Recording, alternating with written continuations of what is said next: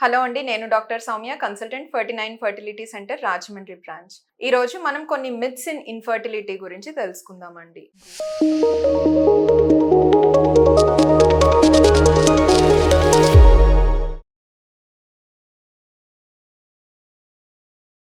IVF success rate అన్నది ఒకసారి ఐవీఎఫ్‌కి వెళ్ళినట్లయితే ప్రెగ్నెన్సీ 100% అంటే కాదండి. IVF success rate is always ఎంత బెస్ట్ సెంటర్ అయినా గానీ 60-65% ఐయుఐ.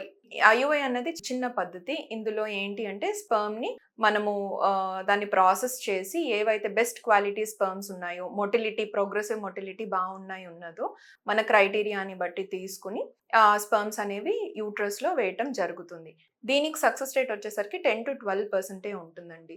ఎందుకు ఇది చెప్పటం అంటే ఐయుఐకి వెళ్తే 100% సక్సెస్ ఉంటుందా మేడం? లేదు ఐవీఎఫ్‌కి వెళ్తే 100% సక్సెస్ ఉంటుందా అని అడుగుతూ ఉంటారు. లేదు అనంటే ఒకసారి ఐవీఎఫ్ చేయించుకుని ఐవీఎఫ్ ఫెయిల్ అయితే వేరే ఆప్షన్ లేదు అని అనుకుంటారు. సో అది తెలియడం కోసమని నేను ఇది చెప్తున్నాననమాట. ఒకవేళ కనుక ఐవీఎఫ్ ఫెయిల్ అయింది అంటే you should understand success rate అనేది ఓన్లీ 60% కాబట్టి అగైన్ ఛాన్స్ అనేది ఉంటుంది. బికాస్ ఎవ్రీ మంత్ కొత్త బ్యాచ్ ఆఫ్ ఫాలికల్స్, oocytes అనేవి ప్రతి మంత్‌లో రిక్రూట్ అవుతూ ఉంటాయి కనుక. అండ్ ఇంకొక మిత్ వచ్చేసరికి ఏంటి అంటే ఐవీఎఫ్‌కి ఎవరెవరు వెళ్ళాలి అంటే ఓన్లీ ఏజ్ అయిపోతున్న వాళ్ళే, చాలా ఇయర్స్ అవుతుంది మ్యారేజ్ అయ్యి 10 ఇయర్స్, 12 ఇయర్స్, 15 ఇయర్స్ అలా అవుతుంది. వాళ్ళే ఐవీఎఫ్‌కి వెళ్ళాలి అని ఒక మిత్ ఉంటుందండి. అలా ఏం కాదు. ఇప్పుడున్న ప్రెజెంట్ జనరేషన్‌లో ఏంటి అంటే చాలా తక్కువ ఏజ్‌లోనే కొన్ని సమస్యలు అనేవి ఉంటూ ఉన్నాయి. అది ఎండోమెట్రియోసిస్ గానీ లేదు అనంటే ప్రిమెచ్యూర్ ఓవేరియన్ ఫెయిల్యూర్ అంటాము. ఇటువంటి సమస్యలు ఉండేటప్పుడు కొంచెం ఎర్లీగానే ఐవీఎఫ్‌ని ఆశ్రయించాల్సిన అవకాశం అనేది ఉంటుంది.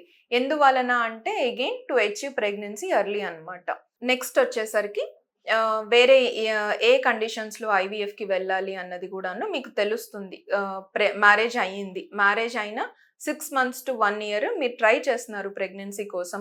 అటువంటప్పుడు గైనకాలజిస్ట్ దగ్గరికి కానీ, ఇన్‌ఫర్టిలిటీ కన్సల్టెంట్ దగ్గరికి కానీ వెళ్ళి బేసిక్ అనాలిసిస్, సెమెన్ అనాలిసిస్ కానీ, స్కాన్ కానీ చేయించుకొని వాళ్ళకి పాసిబిలిటీ ఆఫ్ న్యాచురల్ కన్సెప్షన్ తెలుసుకుంటే కూడా మంచిది. సో ఇంకొక మిత్ ఏంటి అంటే ఎక్కువ ఇయర్స్ మ్యారేజ్ అయితేనో లేదా ఏజ్ లేట్ 30స్‌లో ఉంటే తప్ప ప్రెగ్నెన్సీ ఐవీఎఫ్ చేయించుకోవాలి, యంగర్ ఏజ్ వాళ్ళు ఐవీఎఫ్ చేయించుకోకూడదు అన్నది ఉండదన్నమాట. నెక్స్ట్ ఇంకొక మిత్ వచ్చేసరికి ఐవీఎఫ్ చేయించుకుంటే గ్యామెట్స్ ఏమైనా మిస్ మ్యాచ్ అవుతాయా? అంటే మనం ఇచ్చే కణాలు, వేరే వాళ్ళు ఇచ్చే కణాలు ఏమైనా మిస్ మ్యాచ్ అయిపోతాయా? మనకి వేరే ఎవరైనా బేబీస్ పెట్టేస్తారా? అటువంటి డౌట్స్ కూడా ఉంటాయి చాలా మందికి. అలా అలా అయితే మన 49 సెంటర్‌లో జరగడానికి వీలే ఉండదండి. ఎందుకంటే మనకి ఆర్ఐ విట్నెస్ సిస్టమ్ అని we use one specific technology. ఇందులో ఏంటి అంటే ప్రతి గ్యామెట్‌కి మీరిచ్చే గ్యామెట్స్‌ని మనము ట్యాగింగ్ చేయడం జరుగుతుంది. మీ పర్టిక్యులర్ నేమ్ అండ్ డీటెయిల్స్‌తో. సో, వెనెవర్ మీ గ్యామెట్స్ హ్యాండిల్ చేసినప్పుడు ఆటోమేటిక్‌గా మీ డీటెయిల్స్ అనేవి డిస్‌ప్లే చేయడం జరుగుతుంది. ఒకవేళ ఏదైనా మిస్ మ్యాచ్ అయినట్లయితే గనక అలారం సిస్టమ్ అనేది యాక్టివేట్ అయ్యి అటువంటిది జరగకుండా ఉండేలాగా ఉంటుందన్నమాట. సో, మన దగ్గర గ్యామెట్ మిస్ మ్యాచ్ అవ్వడం అన్నది ఇంపాసిబుల్. నెక్స్ట్ ఇంకా వేరే డౌట్స్ ఏవి అంటే మల్టిపుల్ ప్రెగ్నెన్సీస్ వస్తాయా? లేదా అబ్నార్మల్ బేబీస్ పుడతారా ఐవీఎఫ్ చేసుకున్న వాళ్ళకి అన్నట్లయితే గనక అగైన్ నో అండి. మనము ఎంబ్రియో ట్రాన్స్‌ఫర్ చేసినప్పుడు single embryo transfer are only 2 embryos మాత్రం ట్రాన్స్‌ఫర్ చేస్తాం మోస్ట్ ఆఫ్ ద టైమ్. అంతకన్నా ఎక్కువ ఎంబ్రియోస్ అనేవి చెయ్యం. సో, మల్టిపుల్ ప్రెగ్నెన్సీస్ అనేవి అందరికీ రాకపోవచ్చు. ఓన్లీ టు సర్టెన్ లిమిట్ కొంత పర్సెంటేజ్ కపుల్స్‌కి మాత్రమే ట్విన్ జెస్టేషన్ లేదా ట్రిప్లెట్స్ అనేవి ఉంటాయి. అండ్ అది కూడాను ట్రిప్లెట్స్ అనేది చాలా తక్కువండి. అసలు పాసిబిలిటీ లేదా ఇన్సిడెన్స్ మన దగ్గర అయితే గనక చాలా తక్కువగా ఉంటుంది. మనం మాక్సిమం చేసేది single or double embryo transfer. Next abnormal babies పుడతారా అంటే 99% నో అండి. ఐవీఎఫ్ వలన అబ్నార్మాలిటీస్ బేబీస్‌లో రావడం అనేది ఆల్మోస్ట్ 100% ఉండదు.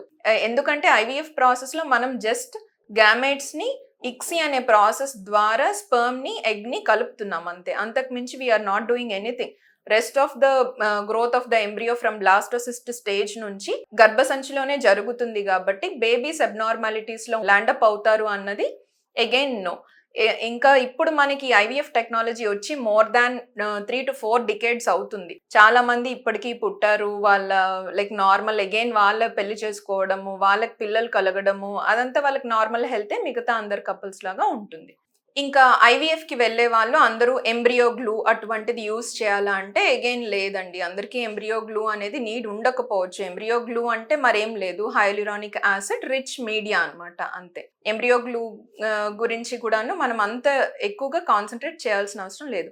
మీ ఎంబ్రియోస్ గనక బావున్నట్లయితే grade of the embryos and endometrial lining బావున్నట్లయితే ఎంబ్రియో గ్లూ గురించి మీరు అంతగా కన్సిడరేషన్‌లోకి తీసుకోవాల్సిన అవసరం లేదు. అండ్ ఇంకొక మిత్ ఏంటి అన్నట్లయితే గనక సమ్మర్‌లో అసలు ఐవీఎఫ్ చేసుకోకూడదు. అగైన్ ఇది ఫాల్స్ అండి. సమ్మర్‌లో ఐవీఎఫ్‌కి వెళ్ళడం అదేమీ ఉండదు. మనకి ల్యాబ్‌లో టెంపరేచర్స్ అవన్నీ బాగా మెయింటైన్ చేయడం జరుగుతుంది. మనం ఎంబ్రియో ల్యాబ్ నుంచి తీయంగానే we will place in uterus గర్భసంచిలో ప్లేస్ చేస్తాం. సో, మనకి ఏదో అట్మాస్ఫియర్‌కి ఎంబ్రియోస్ ఎక్స్‌పోజ్ అవుతాయి. అటువంటిదేమీ ఉండదు.